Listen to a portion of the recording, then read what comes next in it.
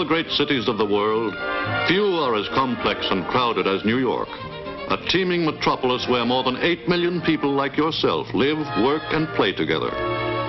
In so vast a city, most New Yorkers inevitably are strangers to one another, yet almost anyone among them, whether he be rich or poor, can be depended upon to help his neighbor in time of trouble. Hey, mister, we can't swim!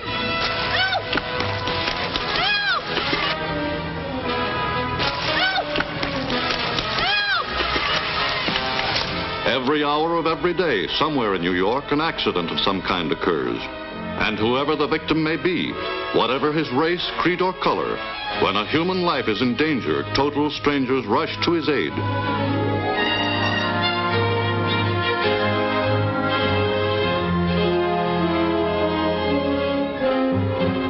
As unpredictable as accident is sudden and critical illness, which each year strikes down 1 out of every 7 New Yorkers.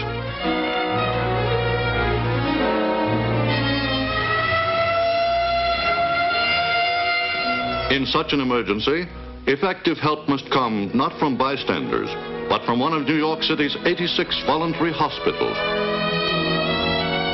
To relieve the patient's suffering, these hospitals quickly mobilize their entire resources.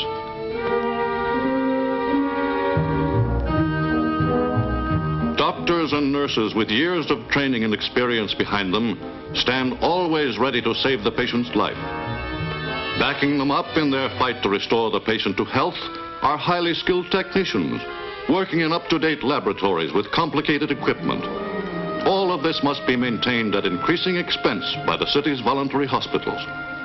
In the past year alone, these hospitals, with the aid of the United Hospital Fund, cared for more than 1 million patients.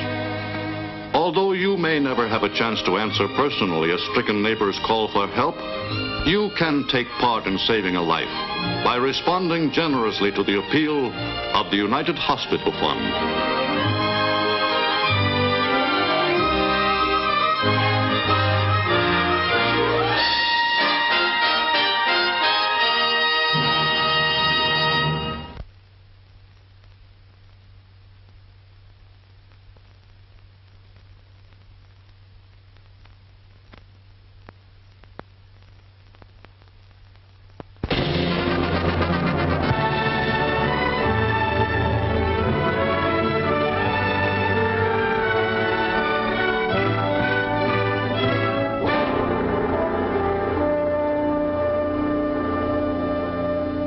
The dialogue in this first speech, you've got to watch very carefully because... Mr. Rankrum. Wait a minute, boys. Time out for Margaret.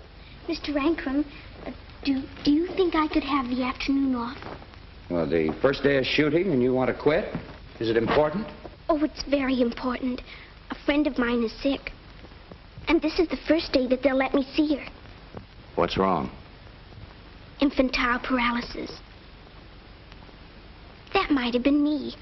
Or your little boy or girl. It strikes the poor and the rich. No one is safe from infantile paralysis, no matter who you are or what kind of home you live in.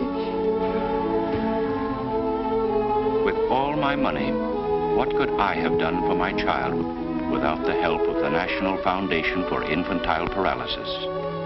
For 10 years, the National Foundation has been fighting polio in every part of the country. Years of study, of research, by hundreds of the nation's leading laboratory scientists, by famous doctors, by the men and women of your own community who have unselfishly devoted their lives to the creation of an organization ever on the alert to combat the sudden, dread epidemic of polio. Boise, Idaho will not forget the terror of polio.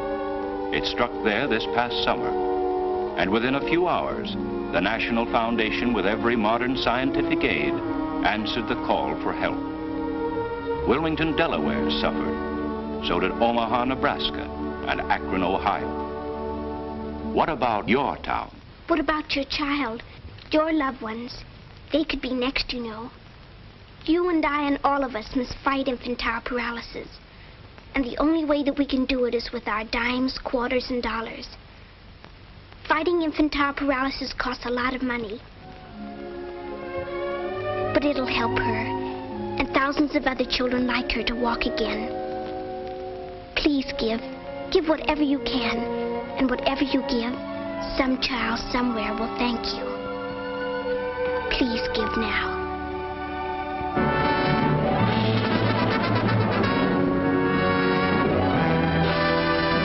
One half of all the funds collected in this county remain in this county for local use. The other half goes to the National Foundation for Infantile Paralysis for scientific research, education, and epidemic aid.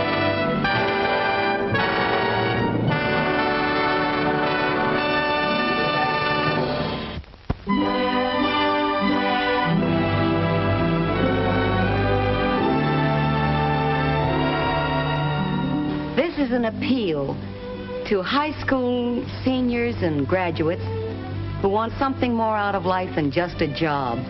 It's not an appeal for money, but it's an opportunity for service as a professional nurse in any one of our great American hospitals. However, with 50% more patients in our hospitals than in 1940, and with nurses now serving sensible hours, our health services are going to need thousands of additional nurses in the future. Babies deserve to be born in hospitals with all the care that will assure them a healthy start in life. Their mothers deserve the latest techniques which can be provided by hospitals. With 1 person in 8 going to a hospital every year, nurses have the greatest responsibility of any women living today. Nursing is far more than just a job. It's a great opportunity for qualified girls with high school or college education to take part in something beneficial not only to themselves, but to their whole community. After your fine nursing school education, you may go into any one of a number of well-paid professional positions, as a staff nurse in a great hospital or doctor's office, hospital administration, child health or public health, here or abroad. If you are a high school girl or college girl in good health,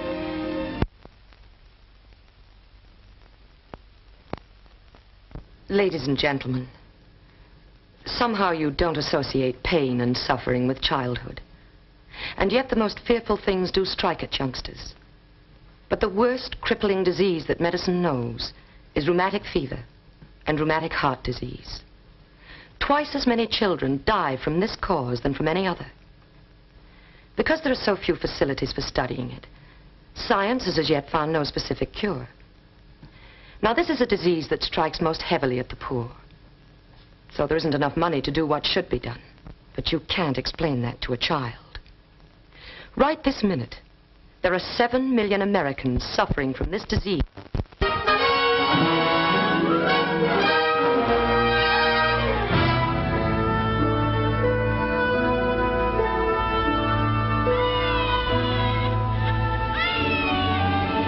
Send an ambulance to 3539 85th Street. Baby, 2 months old. Emergency.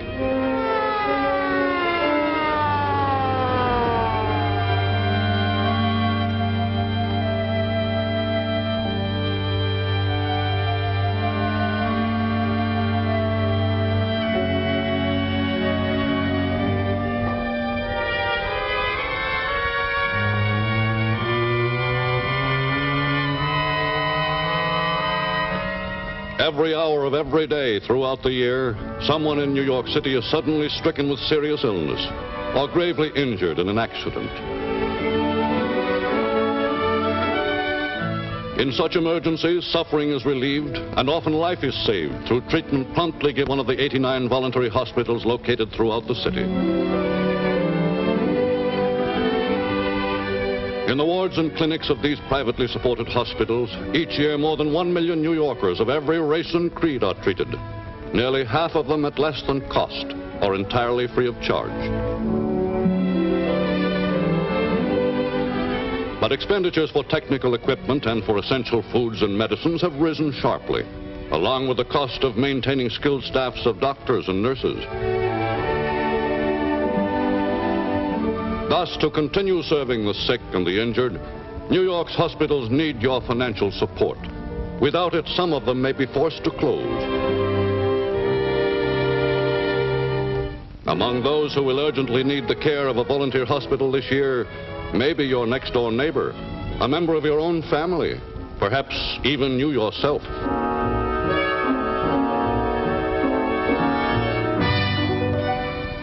When the emergency arises, your volunteer hospitals will be ready, but they need your help now. Give generously today to the United Hospital Fund.